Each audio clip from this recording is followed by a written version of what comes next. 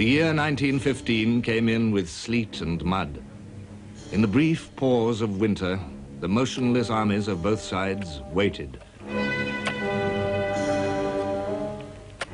The British government surveyed the ruin of the war's early hopes and took stock of the future. Grave doubts now replaced the first bright optimism. Powerful minds applied themselves to strategy and tactics. Was the deadlock of the Western Front permanent? Could it be broken? Would the French spring offensive succeed in thrusting the Germans back? There were those who doubted. Lord Kitchener was one. The German lines in France may be looked on as a fortress that cannot be completely invested, with the result that the lines may be held by an investing force, whilst operations proceed elsewhere. Operations elsewhere. But where? The Baltic? The Mediterranean?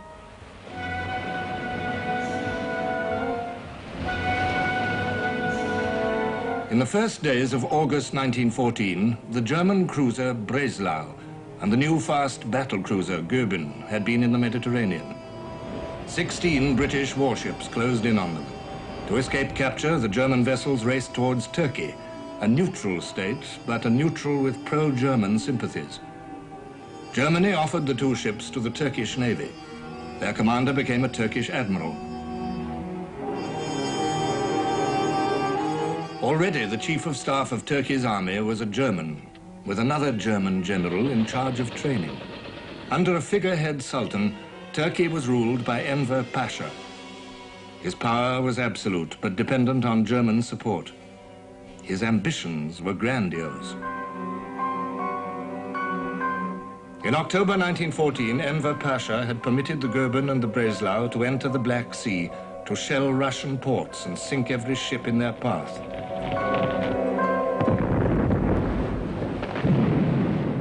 By the 30th of October, Turkey was at war with the Allied powers. The British War Council considered the possibilities of a naval attack on the Dardanelles. Here, the prizes of success seemed glittering indeed. Egypt and the Suez Canal would be secured. Italy and the Balkan states would be induced to join the Allies. Russia would be able to import munitions from the Western Allies and America. And Russia's huge stores of grain, bottled up in the Black Sea ports, would be released.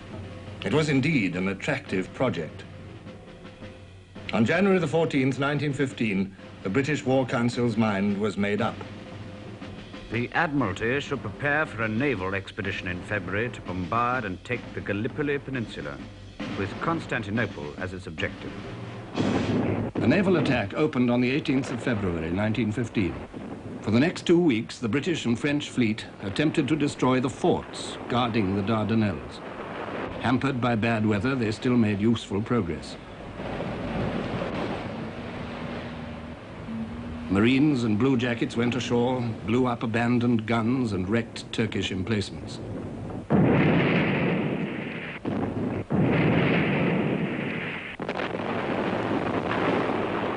They met only light opposition. The task seemed easy. The greatest satisfaction was expressed at the Admiralty, and I found myself in these days surrounded by smiling faces. Unexpected difficulties now arose. Forts, apparently silenced, came to life again. New Turkish guns appeared.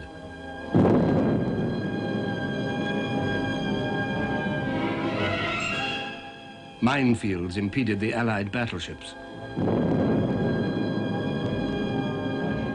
The unarmed trawlers trying to sweep the mines were driven off by gunfire. Doubts about the Navy's ability to finish the job alone began to grow. In London, Lord Fisher, First Sea Lord, said, "The Dardanelles, futile without soldiers.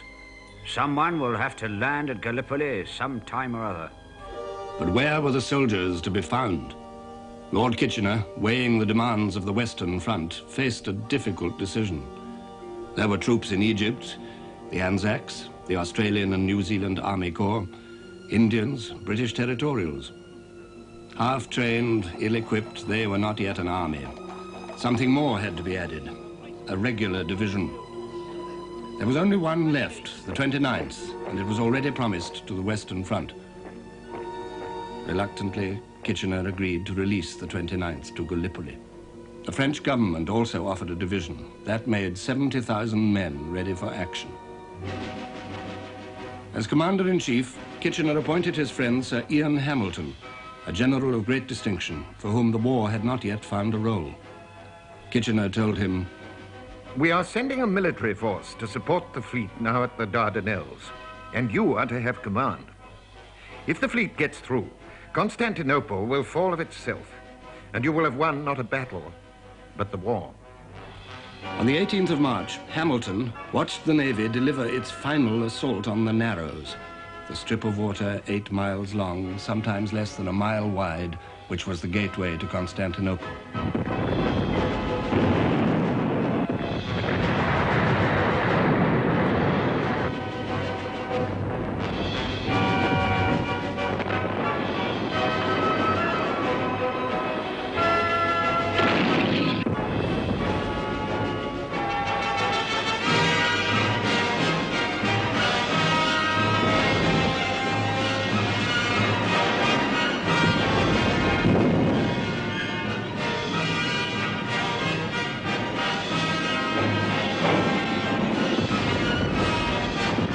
Early afternoon, and all was going well. Suddenly, the French battleship Bouvet blew up with an immense explosion and vanished within 2 minutes, taking with her nearly 700 men. By the end of the day, 3 Allied battleships had gone down. 3 more were severely damaged by mines and gunfire. The action was called off. The fleet retired from the Straits. The Turkish gunners, down to their last few rounds of ammunition, waited. While this killing went on, reports of an Allied military expedition forming in Egypt poured into Constantinople. Enver Pasha turned over command of the Gallipoli Peninsula to the German Liman von Sanders. Von Sanders had 6 Turkish divisions, not enough to cover the whole coastline of the Dardanelles, but he placed them cleverly to concentrate against any dangerous landing. A crash program of training, road building, and defense works followed. Time was precious. The Turks worked and waited. But no one came.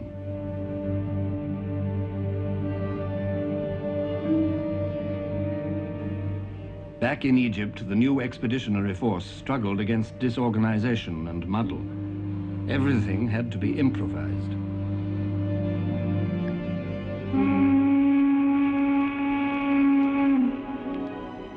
In the intervals of work and training, Egypt offered its diversions.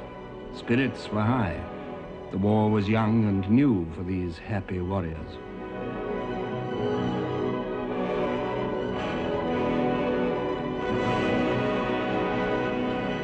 Hamilton decided to confront von Sanders with 6 simultaneous landings. At the same time, 2 diversions would add to the Turks' confusion. The French would land on the Asiatic shore and then withdraw.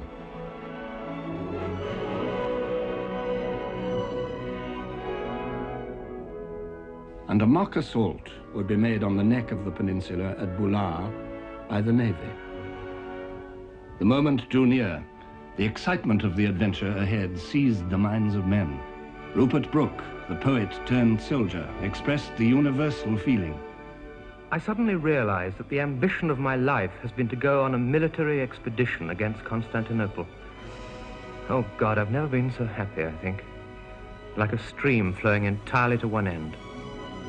But Brooke fell sick and died before the expedition sailed. As the great armada pulled away amid a tumult of cheering from the troop ships towards the battlefields of classical antiquity and the Golden Horn beyond, Sir Ian Hamilton wrote in his diary, Almighty God, watchman of the Milky Way, shepherd of the golden stars, have mercy upon us, smallest of the heavenly shiners. Our star burns dim as a corpse light. The huge black chasm of space closes in. If only by blood, thy will be done. En avant, at all costs. En avant.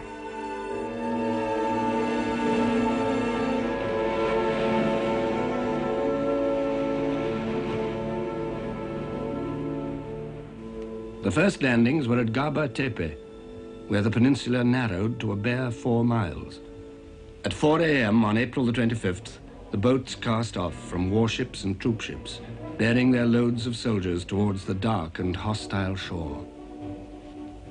For these men, more than all others, this was a culminating moment. These were the Anzacs, entering their first battle, determined to make a name. From the gentle pastures of New Zealand, the turmoil of Sydney, the dignity of Melbourne, the wide spaces of Queensland and the West, they had come not just to fight the Turks, but to lodge their youthful nations in the great affairs of the world.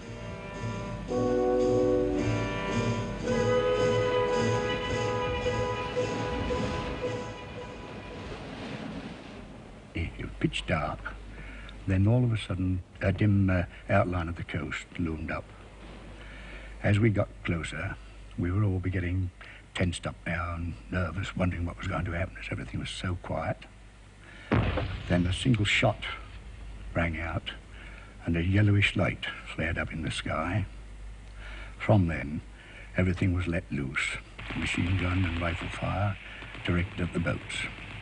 The pinnaces cast us off. The muffled oarsmen took up the row. We were rowed ashore. As soon as the boats grounded, it was every man for himself. It was out. As we scrambled ashore, those who were lucky enough to get there, we found what cover under the cliff we could. As we lay there for a few moments, gathering our wind, we slipped off our pack, fixed our bayonets, and someone in the crowd, there was no officer, no one in charge. The order was, right lads, after the bastards.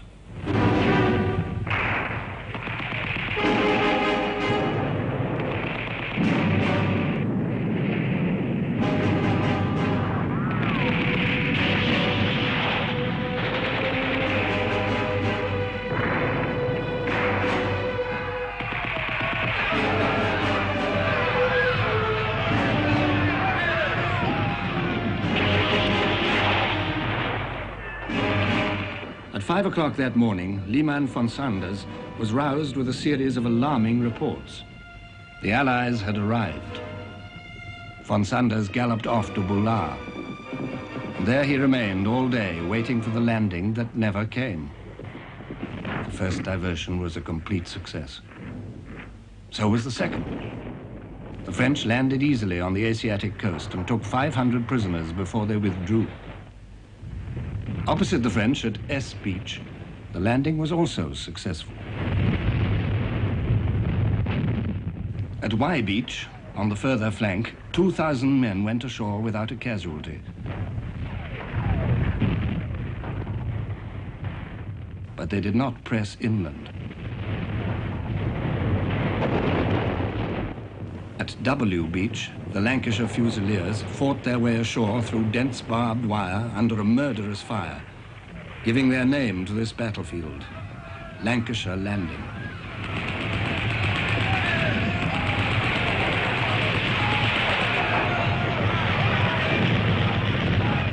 By evening, they had linked up with the men at X Beach, further north. But the high drama of the day was elsewhere. At 6 a.m. on the 25th of April, the naval bombardment lifted over V Beach, and a floating Trojan horse neared the tip of Cape Helles. In broad daylight, the collier SS River Clyde, with 2,000 troops aboard, grounded herself gently offshore. Doors opened in her side, ramps came down. Dublin and Munster Fusiliers poured forth. Seconds later, 20 small boats loaded with more Fusiliers scraped the sand beside her. It was very quiet. But the Turks were ready. Well, they opened up on the shore. And they was firing not only machine guns, rifle fire, they had these nice little pom-pom shells, all nice painted colours, beautiful things. And they was hitting off at the side of the ship and ripping the people to pieces. And even the bullets, if they missed you, was hitting the ship and going and tearing pieces out of them. 3.5 hours later, barely 200 men were ashore, and these were trapped in a small area of safety beneath a low sandbank. The brigadier was dead. The survivors crouched behind the plates of the River Clyde and waited for nightfall. Flying overhead, an Allied airman looked down and reported the water was absolutely red with blood. V Beach had been a catastrophe. Not until the following day, after bitter fighting, did the British capture this beach. To the north, the dawn of the first day found isolated groups of Anzacs chasing a fleeing enemy. By 8 o'clock time, we were well advanced, I should say, somewhere between a mile and a half. And later in the morning, we got well across the peninsula and we could see the coast of the Narrows. But now a Turkish colonel arrived on the slopes of Saray Bayah. His name was Mustafa Kemal. Kemal realized at once that this ridge was the key to the whole southern half of the peninsula, that the enemy must be driven off it. He rallied the retreating Turks and sent for reinforcements. His orders were uncompromising. I don't order you to attack. I order you to die.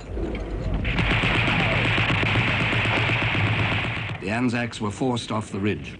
By the end of the day, 15,000 men were crowding into the Anzac bridgehead, 2 miles long by 3/4 of a mile deep. On a narrow beach, barely 1,000 yards long and 30 yards wide, supplies and equipment piled up. And down from the cliffs came the wounded, choking the incoming traffic. It was about the most precarious position a bloke could find himself in. You sort of made up your mind, well, we're here, and the only way he can get us off now is by carrying us off feet first. Altogether, there were 30,000 men ashore on Gallipoli. Casualties had been heavy, but that was expected. More serious was the fact that none of the main landings had achieved their objectives. Now everyone stood by for the Turkish counterattacks against those frail footholds of the Allies. Hamilton told his men, You have got through the difficult business. Now you only have to dig, dig, dig until you are safe. And so they dug, and the Turks dug too.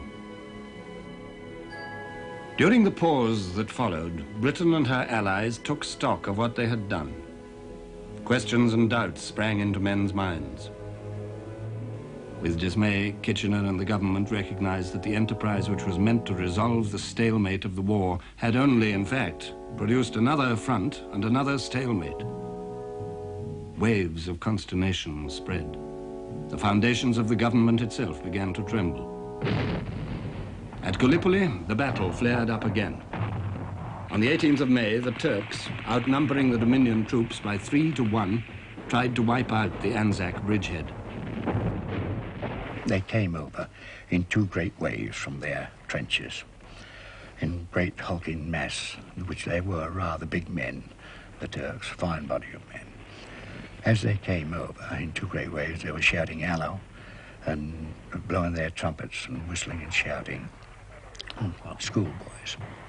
As they got closer, within nice rifle range, we had the order to fire. We opened fire with rapid fire and brought them down in hundreds. Hundreds of them fell. And in front of our trench, I should think, when the attack was over, there would be anything to 2,000 to 3,000 dead and dying in front of our brigade. They were lying there, and for about 3 or 4 days, they smelled it so awful. We prayed that the wind would blow in from the sea and take the stench of the dead over into the Turkish trenches instead of blowing it to our own, as the stench got so awful at that time. For both sides, infection and disease were now the dangers. A frontline armistice was arranged. Anzacs and Turks worked together to bury the dead in large communal graves. I wasn't one of those burying the dead, but I sat on the parapet and after a while walked over and offered bully beef to one Turk, and he smiled and seemed very pleased and passed me a whole string, 2 strings of dates, I think it was. 3 weeks after the landings, Hamilton launched a major attack from Cape Helles to take the first day's objectives, the village of Krithia and the high ridge of Ashi Baba.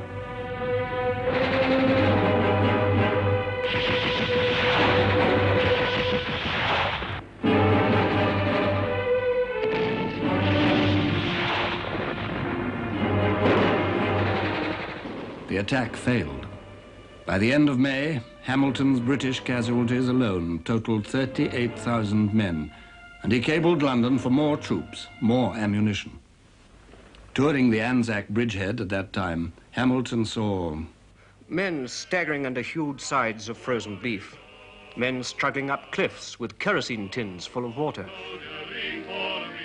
men digging, men cooking,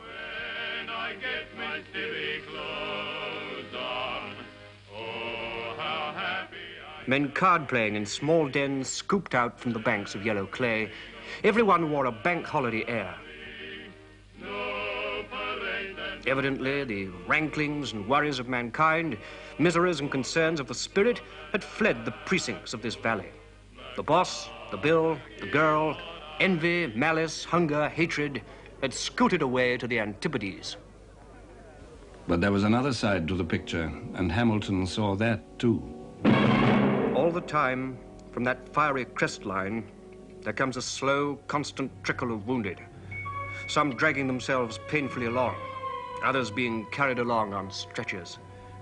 Bomb wounds all, a ceaseless, silent stream of bandages and blood. Yet 3 out of 4 of the boys have grit left for a gay smile or a cheery little nod to their comrades, waiting for their turn as they pass down on their way to the sea. The ding-dong struggle continued all through June and July. By the 1st of August, each side had lost 57,000 killed and wounded. Each battle held its nightmare of shadeless heat and dust and death.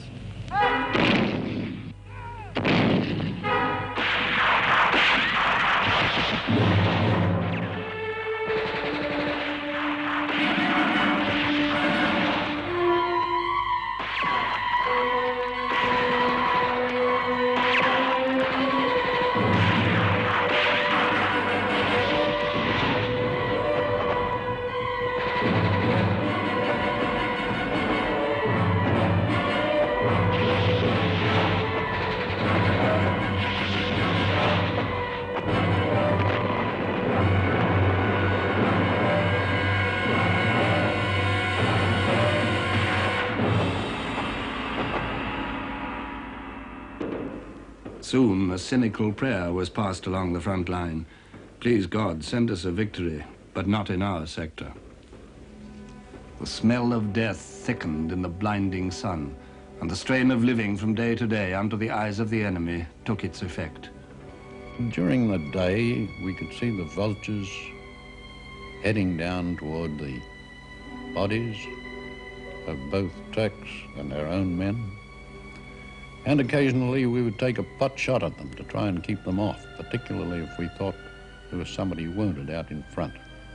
But we couldn't fire too much at them for fear of giving away our own position, because the Turks seemed to have very good observation posts and were able to see practically everything that we did.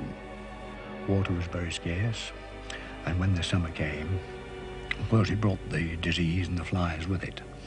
The rations, of course, was nothing only bully beef and apricot jam. And when we did get the summer, the jam was a regular issue, nothing else but apricot.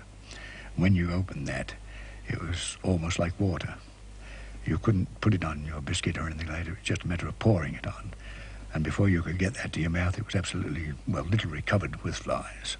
It was a case of holding it with dropping the tin and holding one biscuit with one hand and waving the flies off with the other all the time.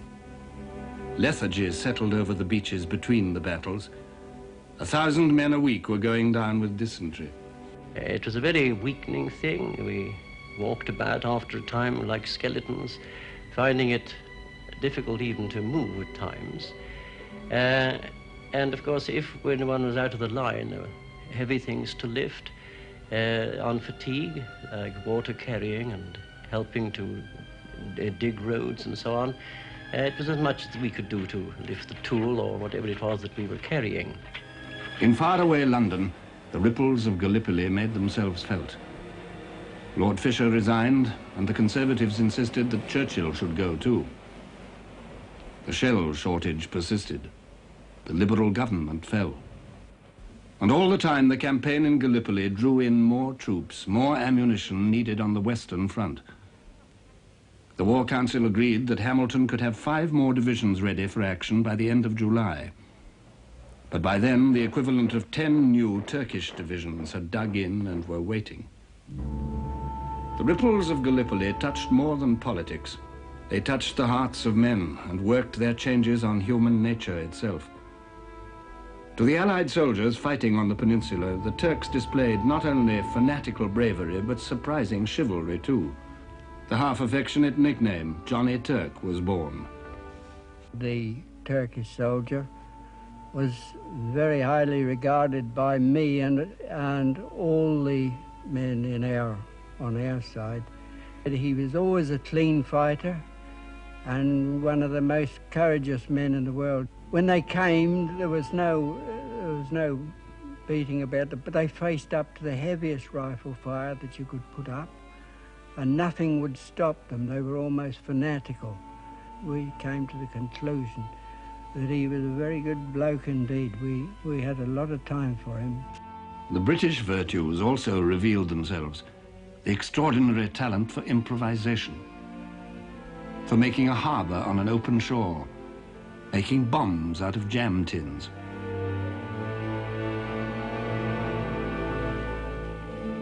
Turning a hole in a gully into a little bit of a home, making a barrage without enough guns or shells. And the British also revealed their traditional stubbornness in defeat. But there was a sense of sickening disappointment. The failure of the Navy could not be disguised. When German submarines entered the Mediterranean and sank 2 battleships, the rest of these great vessels scurried for safety to their harbours. As they steamed away, they took with them most of the hope that was left. The glittering prize of Constantinople began to fade away. Ian Hamilton had one last shot in his locker. One more flanking attack up the peninsula, another landing. More reinforcements arrived, including 3 divisions of Kitchener's new army. They possessed the virtues and the faults of this great volunteer force. Its eagerness, its devotion, its lack of training, its ardent young soldiers, and its elderly generals.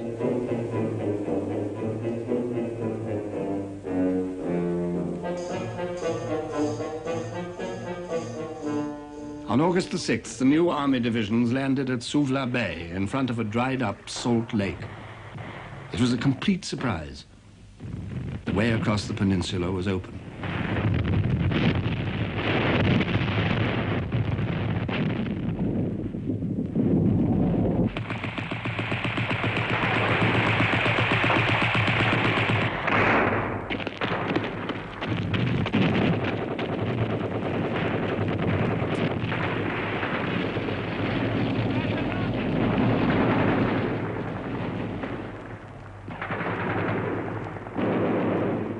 But the untrained soldiers and their bewildered leaders failed to push on.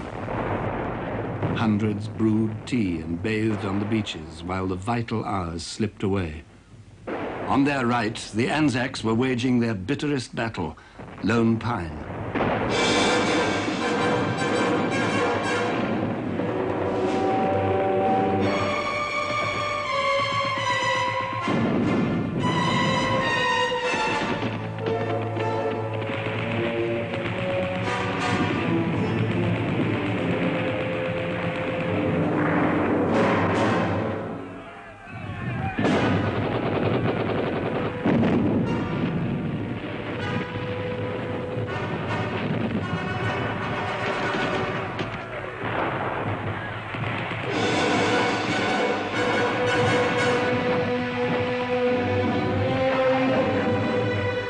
Fighting went on for 2 days.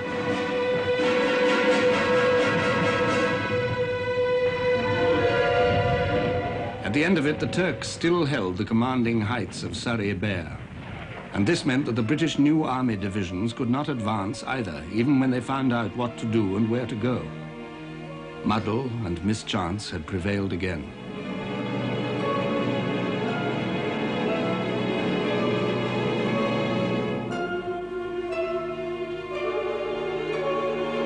The expedition was still blocked. This was the end of hope. Ian Hamilton wrote, "An ugly dream came to me last night. I was being drowned, held violently under the Hellespont. For hours afterwards, I was haunted by the thought that the Dardanelles were fatal, that something sinister was afoot, that we, all of us, were predoomed." Yet for weary months, the armies stayed.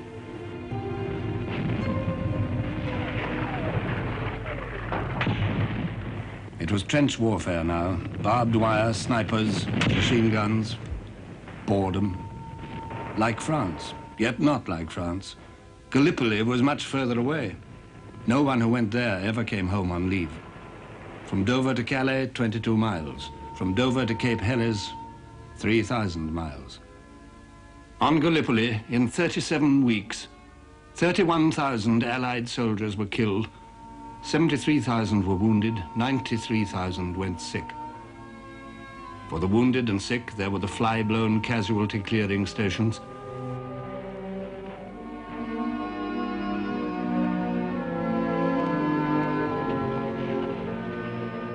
Then the hospital ships, perhaps just to Egypt, with luck, if you survived the journey, all the way back to England. In September, in one Anzac battalion, 78% were suffering from dysentery, 5% from weak hearts. Men developed a sharp appetite for the smaller things. Bathing in the sea became an inexpressible joy.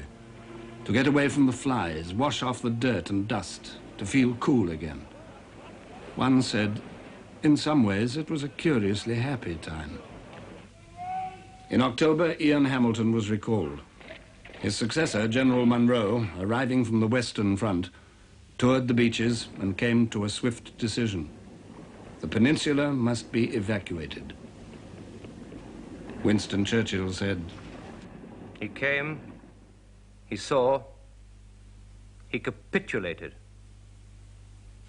But there was no escaping facts. Kitchener went out to Gallipoli to see for himself. His conclusion was, "Well, I've seen the place. It's an awful place, and you'll never get through." So the bitter decision was reached, evacuation. But Gallipoli had one last extraordinary trick to play on the defeated Allies.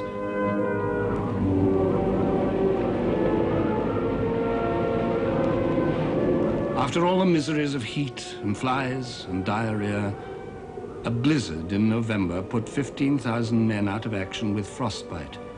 It was the worst storm for 40 years.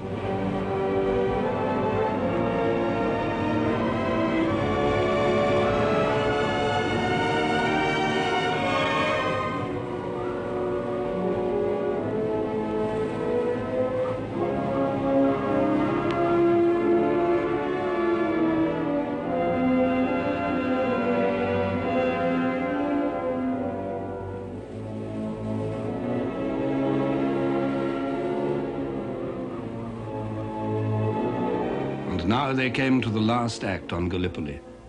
120,000 men, thousands of animals, hundreds of guns. What would become of them all? The evacuation plan was a masterpiece. Ironic success in the midst of utter failure.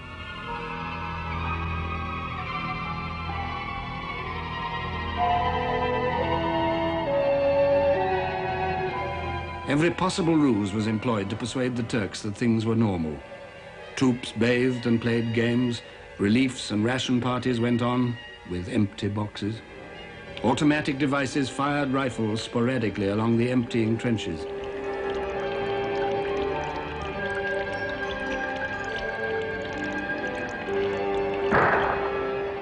Then, with sacking round their boots to dull the sound, the soldiers came away. The Australian General Monash described their departure from Suvla. Down dozens of little gullies leading back from the front lines came groups of 6 to a dozen men, the last closing the gully with a frame of barbed wire. All these little columns of men kept joining up like so many rivulets which flow into the main stream, and so at last they coalesced into 4 continuous lines. There was no check, no halting, no haste or running, just a steady, silent tramp in single file, without any lights or smoking. And every yard brought us nearer safety. 83,000 men were taken off from Suvla and Anzac in December without a casualty. In January, the whole performance was repeated at Cape Helles. The tears were streaming down my cheeks. I just couldn't restrain them. Marius was smart, and I think I walked for the rest of the way with my eyes closed. I knew it so well, and I couldn't go short. I was in a trench. As we got further from the line, near an backhouse post, I remembered the advance we had on May the 6th, when more of my pals, Peter was a Warren, young Yates. I could even hear young Orton crying for his mother as he died. I remember Colonel Quilter, great big chap, straight as a poker, guards officer. I remember him leading the advance and going to his death armed with a huge walking stick. He told us before we landed, when we were on the boat, that the eyes of the world would be upon us. Well, the eyes of the Turks certainly were. And so were the rifles. But the rest of the world seemed to have forgot us. And another said, as he set off towards the boats, "I hope they won't hear us going down to the beaches."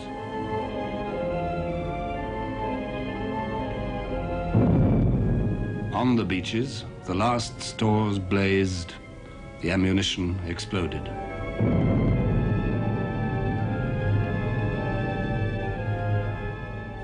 The great adventure was over. The war went on, mounting to new ferocity. No rest for the gaunt survivors. Rest only for the unforgotten dead.